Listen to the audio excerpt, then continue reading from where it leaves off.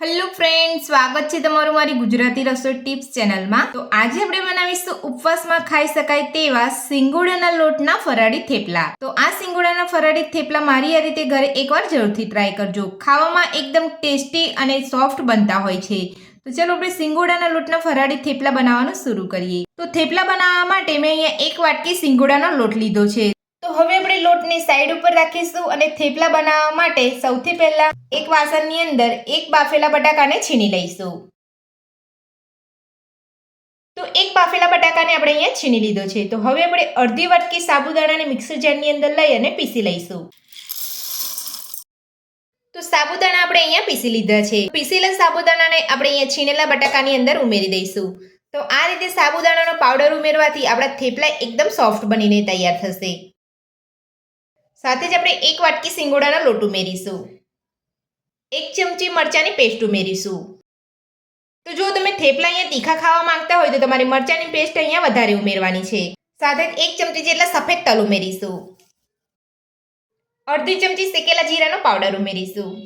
અડધી ચમચી આમચૂર પાવડર ઉમેરીશું। તો આમચૂર પાવડરની જગ્યા પર તમે અહીંયા લીંબુનો રસ પણ લઈ શકો છો, પણ મેં અહીંયા ઘરે જ આમચૂર પાવડર બનાવ્યો હતો એટલે તેની અંદર મેં મીઠું એડ નથી કર્યું, અને તમે બહારથી લાવો છો તો આમચૂર પાવડરની અંદર મીઠું એડ કરતા હોય છે। 1 ચમચી દરેલી ખાંડ ઉમેરીશું। તો આમચૂર પાવડર અને દરેલી ખાંડ ઉમેરવાથી આપણા થેપલા એકદમ ચટાકેદાર અને ટેસ્ટી બનીને તૈયાર થશે। તો હવે આપણે તેની અંદર સ્વાદ પ્રમાણે સિંધો મીઠું ઉમેરીશું। ઝીણા સમારેલા લીલા ધાણા ઉમેરીશું। 1 ચમચી તેલ ઉમેરીશું। બધું સરસ મિક્સ કરી લઈશું। તો મારી આ રીતે તમે ફરાળી થેપલા બનાવવાનું ઘરે એકવાર ચોક્કસથી ટ્રાય કરજો। તો ખાવામાં એકદમ ટેસ્ટી લાગતા હોય છે અને થેપલા આપણે અહીંયા સોફ્ટ બનીને તૈયાર થતા હોય છે। તો બધું જ આપણે સરસ અહીંયા મિક્સ કરી લીધું છે। તો હવે આપણે તેની અંદર થોડું થોડું પાણી ઉમેરતા જઈ અને એક લોટ બાંધી લઈશું।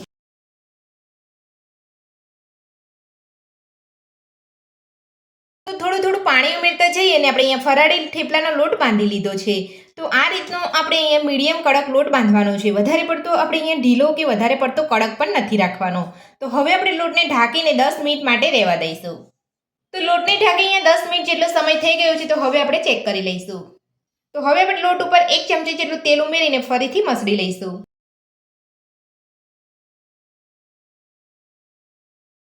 તો તેલ ઉમેરીને આપણે લોટને અહીંયા મસળી લીધો છે। તો હવે આપણે લોટમાંથી લુઓ લઈ અને થેપલું વણી લઈશું।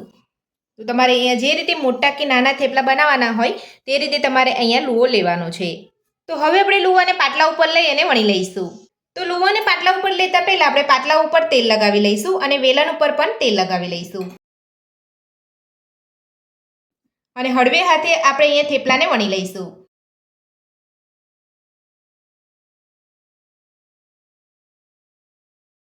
તો થેપલાને મેં અહીંયા વણી લીધું છે। તો હવે આપણે તેની ઉપર થોડા સફેદ તલ ઉમેરીશું। તો સફેદ તલ ઉમેરીને આપણે વેલણની મદદથી થોડું થેપલું વણી લઈશું। તો સફેદ તલ ઉમેરીને આપણે અહીંયા થેપલાને થોડું વણી લીધું છે। તો આ રીતે થોડું વણવાથી આપણા સફેદ તલ એકદમ સરસ રીતે થેપલા ઉપર ચોંટી જશે।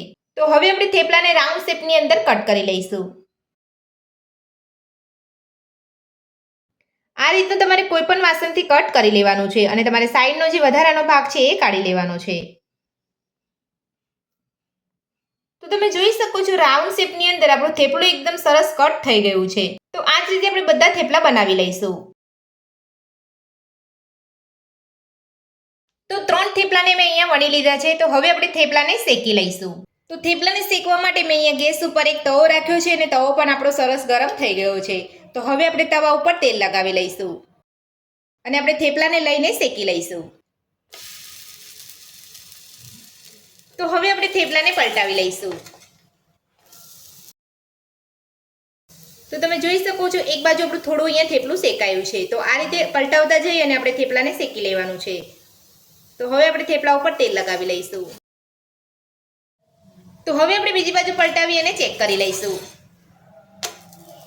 તો બીજી બાજુ પણ આપણું થોડું થેપલું શેકાયું છે। તો હવે આપણે તેલ લગાવી લઈશું અને આ રીતે બંને બાજુ પલટાવતા જઈ અને આપણે થેપલાને સરસ શેકી લઈશું। તો બંને બાજુ પલટાવતા જઈને આપણે અહીંયા થેપલાને શેકી લીધું છે અને તમે જોઈ શકો છો બંને સાઈડ આપણું થેપલું એકદમ સરસ શેકાઈ ગયું છે। તો હવે આપણે થેપલાને કાઢી લઈશું અને આ જ રીતે બધા થેપલા બનાવી લઈશું।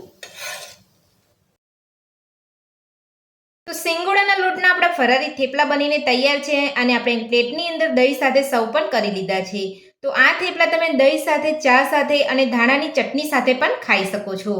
તો તમે જોઈ શકો છો આપણા ફરારી થેપલા એકદમ સરસ સોફ્ટ બન્યા છે. તો આ ફરારી થેપલા બનાવવાની રીત તમને મારી કેવી લાગી મને કોમેન્ટ બોક્સમાં કોમેન્ટ કરીને જરૂરથી જણાવજો. અને મારી આ રીતે ઘરે એકવાર બનાવવાનું જરૂરથી ટ્રાય કરજો. આજની રેસીપી પસંદ આવે તો વિડીયોને લાઇક કરજો, ચેનલને સબસ્ક્રાઇબ કરજો, તમારા મિત્રોને જરૂરથી શેર કરજો. Thank you.